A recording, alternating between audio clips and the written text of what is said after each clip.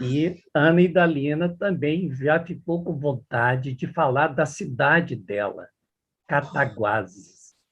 Cataguases, Lili e Maria Elvira, uma cidade que participou do movimento, do lançamento do movimento dos modernistas. Uhum. E lá em Cataguases, que foi criada a Revista Verde, onde os poetas... Então, mas eu não vou dizer. A Ana Idalina vai contar, falar de Cataguases e esse movimento modernista que nasceu lá em Cataguases, Ana Idalina.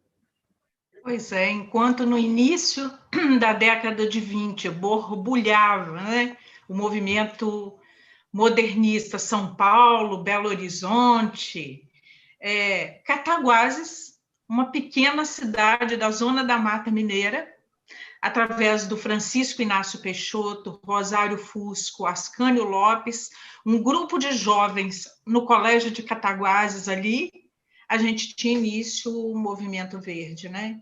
Que trouxe a Revista Verde, que foi muito interessante. E interessante que aqui em Cataguases teve um diretor no Colégio Cataguases, o Manuel das Neves, que ele era sobrinho do Chico Peixoto. E ele dizia que o Chico Peixoto trazia para Cataguases todos os lançamentos de livro, tudo que estava em alta, ele trazia, mas ele deixava escondido num baú e dizia, não pode mexer. E ele ficava ansioso, porque ele leu todos os livros às escondidas e desenvolveu esse gosto assim pela leitura, porque não podia ler. Mas nesse mesmo período aí, eu acho que aí essa presença dos Peixoto em Cataguases foi muito importante, né? Porque eles eram donos das indústrias de Cataguases. Cataguases é uma cidade operária. Quando dava o horário o pessoal pegava de 6 da manhã às 10 e de 2 às 10 da noite. Eram os turnos dos tecelões, eram fábricas de tecido. E nesses horários, a cidade era dominada pelas bicicletas. Então, os Peixoto, eles tinham o domínio da cidade, mas eles traziam para a cidade grandes nomes que transformaram Cataguases num museu de arte a céu aberto. Então, você tem Janzac, você tem esculturas belíssimas, você tem Portinari, você tem a Igreja Santa Rita com painel de Adejanira na frente, painel As Fiandeiras. E aí tem uma história interessante de um painel do Émeric Macier, no Colégio das Irmãs, que ele foi contratado, esse pessoal vinha e ficava hospedado na casa dos Peixotos, ficava por conta. Eles, tipo, tinha esse gosto de enfeitar a cidade, né? E tá dando para ouvir? Está ouvindo, está dando. E aí as irmãs pediram que o Émeric Macier pintasse na capela, onde eram realizadas missas, um painel A Criação do Mundo. Só que ele pintou o painel e Adão e Eva apareciam nus. E aí as pessoas que iam assistir à missa não conseguiam prestar atenção em nada, elas ficavam fixamente olhando para Adão e Eva. E então a Madre Superiora pediu que ele tapasse o sexo, porque estava difícil. E ele ficou indignado, porque ele é um artista. Como assim reprimir a arte, né? Então, ele fez o que foi pedido, mas não assinou a obra. E, segundo contam, há pouco tempo eu estive lá e fiquei olhando para a cara da besta para ver se realmente ela tinha a cara da Madre Superiora, porque isso são histórias não oficiais que circulam. Então, conta-se que ele ficou tão indignado com a Madre Superiora que ele pintou uma besta com as feições da Madre Superiora.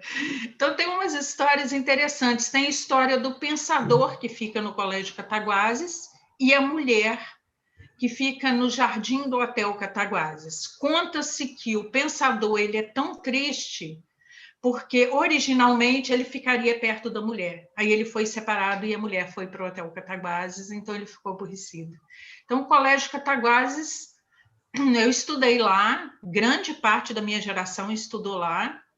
É uma escola, foi um internato masculino, conta-se que o Chico Buarque passou por lá, Carlos Imperial, que das estrofes aí do hino nacional foi composta lá, era o internato masculino. Mas o colégio é maravilhoso. O painel Tiradentes, ele foi levado, e hoje o que existe lá é só uma réplica. Mas a estrutura do colégio é muito linda. Então, para quem visita Cataguases, vamos aí, tem o cinema do Humberto Mauro, né? Nós temos um museu aqui, e o cinema continua muito ativo em Cataguases. Tem um movimento na área literária que veio com essa primeira geração, né? Que foi dos modernistas. Depois nós tivemos uma outra com a Lina Tâmega Del Peloso, com o Francisco Marcelo Cabral, que eles tinham uma revista, a revista Meia Pataca. A Lina faleceu, acho que foi no início desse ano ou no fim do ano passado. Ela foi professora da Universidade Nacional de Brasília. Depois dele, nós tivemos uma geração do Totem, que aí vem Joaquim Branco, né? Ronaldo Werneck. Então, essa geração do Ronaldo Werneck e Joaquim Branco, principalmente, que eu considero os dois nomes assim referência. O Joaquim, tem muita gente atuando, tanto na área do magistério quanto na literatura, sob inspiração do Joaquim. Que o Joaquim também é um disseminador do gosto pela leitura e pela escrita, né? E aí, dessa geração que aprendeu com Joaquim, com Ronaldo, aí vem um nome de bastante evidência de Cataguases, que é o Luiz Rufato. Tem vários livros. Se você ler os contos do Luiz Rufato, em uma travessia da Ponte Nova, ele conta uma vida inteira. Então, são contos que falam sobre a classe operária de Cataguases.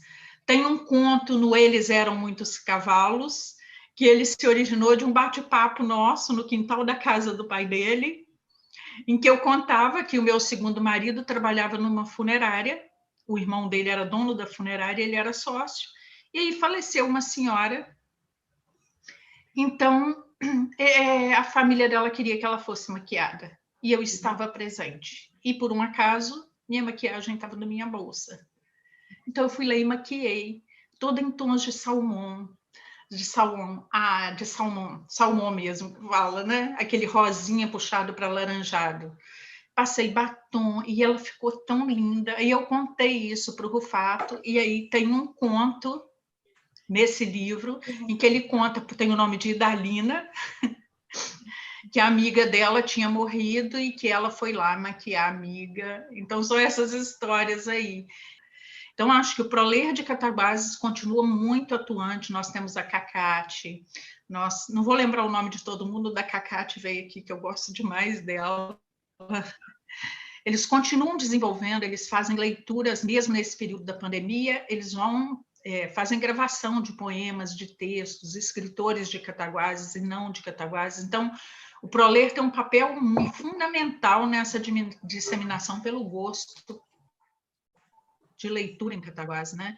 Aí tem as artes plásticas também. Nós temos excelentes artistas plásticos, tem o Sérgio França, Luiz Lopes, tem programas de leitura dentro das escolas, independente do Proler também. Tem várias, as escolas são maravilhosas, a rede pública e a particular também. Colégio Soberano, através da Maria Tereza Werneck, promove feira literária, a gente chama ela de Teca carinhosamente. Ela participa desses projetos em Rio Novo, então ela fica borbulhando também, ela gosta disso, e eu acho que a Teca tem um papel fundamental também. Então, eu digo boa noite para você, Maria Elvira. Boa noite para você, Ana Idalina. Ana Idalina, diga uma palavra que represente essa noitada nossa. Uma palavra. Uma palavra. Eu posso dizer um poema pequenininho, porque eu escrevo quando eu estou apaixonada, e eu me apaixono inúmeras vezes. E nesses tempos de pandemia, a gente fica muito isolada e a gente tem amores que não se realizam, né? Porque você existe. Não me importa se faz sol ou chuva, se o céu é azul ou nença, se os tempos são sombrios e se os pássaros se negam a cantar, se a solidão do amanhecer congela o travesseiro e me impeça de sonhar. Não importa. Nada disso importa se eu sei que você existe. Nada importa se você sabe que eu também existo. Ainda que sejam outros os braços que te acolham, que venham de outros lábios os beijos que te afagam, não importa, nada disso importa. Importa que você existe e que os seus voos de volta sempre te trazem.